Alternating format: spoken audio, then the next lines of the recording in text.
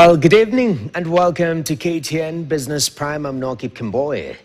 Kenya is banking on the controversial government-to-government oil deal it signed with Gulf oil firms to ensure security of supply of petroleum products in the coming months, following the war that has broken in the Middle East with no end in sight. Speaking in a meeting with sector players, Daniel Kipto, Director General EPRA, noted that the country has a secure fuel supply at the moment. Esther Diana has more details. The Energy and Petroleum Regulatory Authority has said the three state-owned international oil companies that Kenya signed a contract with for supply of fuel have committed to deliver petroleum products in the foreseeable future. EPRA cautioned that Kenya and the Gulf oil companies do not have control over the situation unfolding in the Middle East. Because of the solid relationship that we have, both at a bilateral level at state-to-state level, and also dealing with the government national oil companies.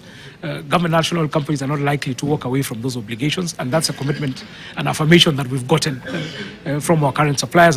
Oil supply has been disrupted while prices have surged over the last 2 weeks following the coordinated attacks by US and Israeli forces on Iran. The unfolding crisis has disrupted global supply chains and thrown critical trade routes into jeopardy. Kenyans will soon hear some choruses from government. Because they want to raise fuel prices, they will now start blaming Iran and Middle East. Below 2 months, you will hear EPRA raising the fuel prices in a manner that is higher than the global oil prices trends. It has already seen Murban crude oil prices increase to $91 yesterday, up from $74 a barrel on March 1st.